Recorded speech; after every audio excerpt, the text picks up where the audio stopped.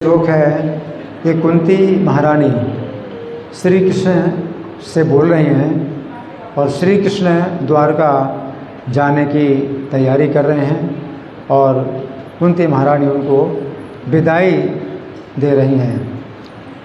तो यहाँ पर नमः शब्द 4 बार आया है कि मैं नमस्कार करती हूँ।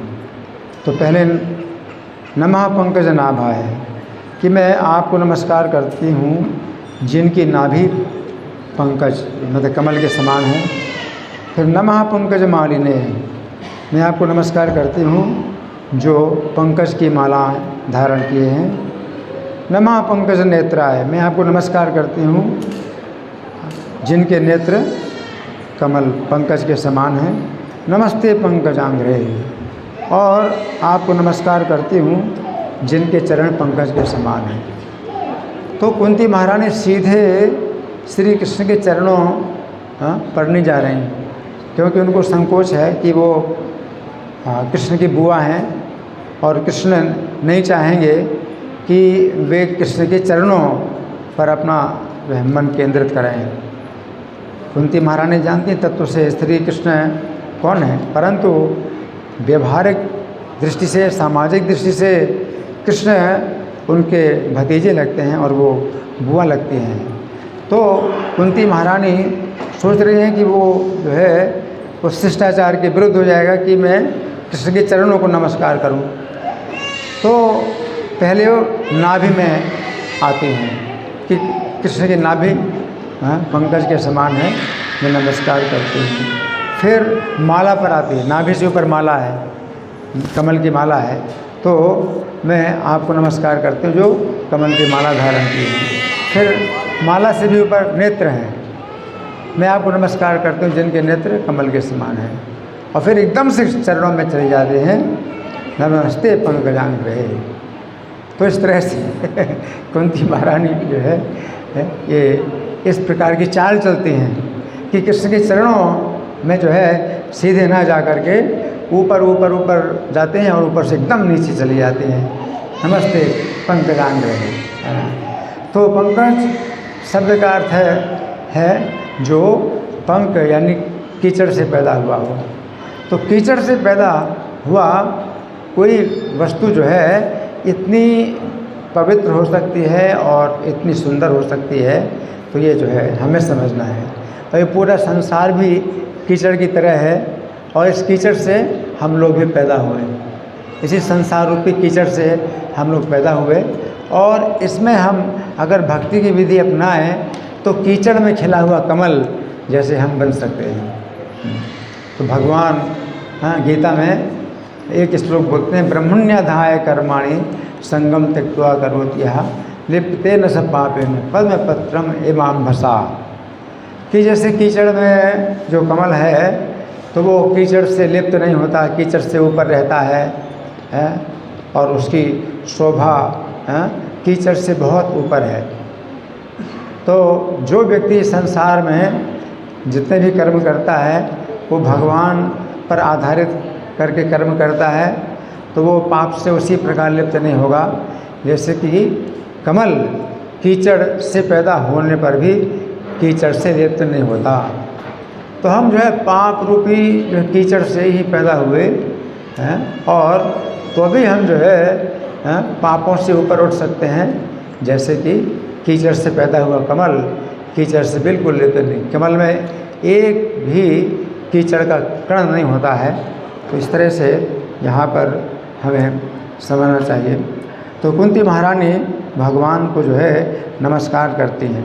तो हर जो है पद में नमः शब्द का प्रयोग किया है। नमः, तो बार बार नमः शब्द का प्रयोग क्यों कर रहे हैं कुंती महारानी? एक बार भी कर सकते हैं, लेकिन नमः शब्द जो है बहुत विशेष शक्तिशाली है कि हम भगवान को नमस्कार करें, है ना। तो ये कहा गया है कि नाम संकीर्तनम यस्य सर्व पाप प्रणाशनम प्रणामो दुख समनस्तम नमामि हरिम परम। कि जिनका नाम संकीर्तन समस्त पापों को दूर करता है और प्रणामो दुख समनस, और जब प्रणाम करते हैं यानी नमन करते हैं तो दुखों का शमन होता है। तो हम लोग जो है दुखों से बहुत बंधे हुए हैं और दुखों से जो है अंदर से बाहर से पूरी तरह से दुख ही दुख है। और अगर हम भगवान को नमस्कार करते हैं तो वो क्या होता है, दुख शमनस, हमारा दुख दूर होता है। और कुंती महारानी के जीवन में भी बहुत दुख आए, लेकिन वे जो है हमेशा कृष्ण का स्मरण करती रही।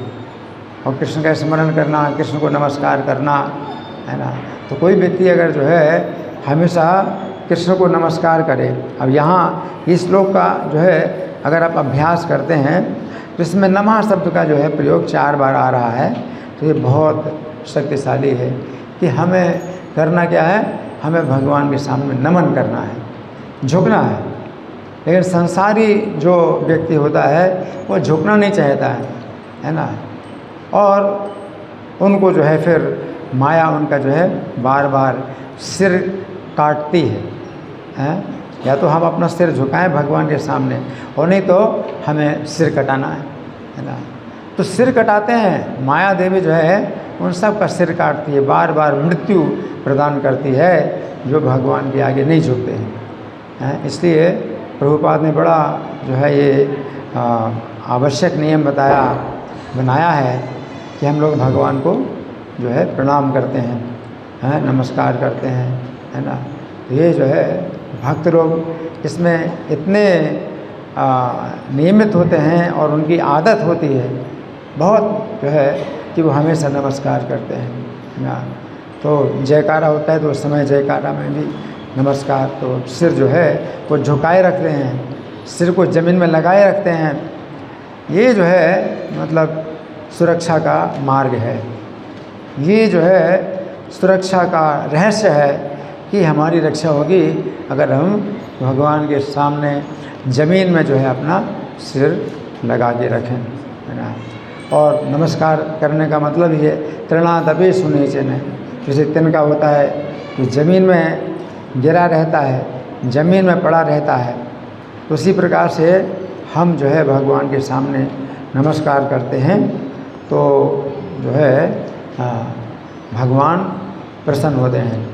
कीर्तन यहाँ सदा हरि, तो भगवान का जो कीर्तन है सदा कीर्तन आप कर सकते हैं, भगवान का आप हमेशा गुणगान कर सकते हैं। और नए नए गुण आपको भगवान के दिखाई देंगे अगर आप नमस्कार करते हैं। तो तिनके से ज़्यादा नीचा हो करके अगर आप रहते हैं तो आप भगवान का हमेशा गुणगान कर सकते हैं। तो भगवान के इतने गुण आपको दिखाई पड़ेंगे कि आप जो है उनका वर्णन ही नहीं कर सकते। तो ये विधि है। और जो व्यक्ति जो है झुकना नहीं चाहता, तो कई लोग जो है ये इस्कॉन के भक्तों की निंदा करते हैं कि ये लोग जो है भगोड़े हैं, ये लोग जो है सामने से जो दुख हैं या जो परेशानियां हैं, समस्याएं हैं, तो उनका सामना नहीं करते और ये लोग जो है भगोड़े हैं, है ना। तो इस भगोड़ापन, कहते ये तो भगोड़ापन है कि तुम लोग जो है मतलब हमेशा झुके रहते हो और सामने से जो है तुम टक्कर नहीं लेते, हम लोग सामने से टक्कर लेते हैं। तो ये जो माया देवी है ना, तो मम माया दुरत्या लिखा है दैवी है सा गुणमन गुणमयी मम माया दुरत्या।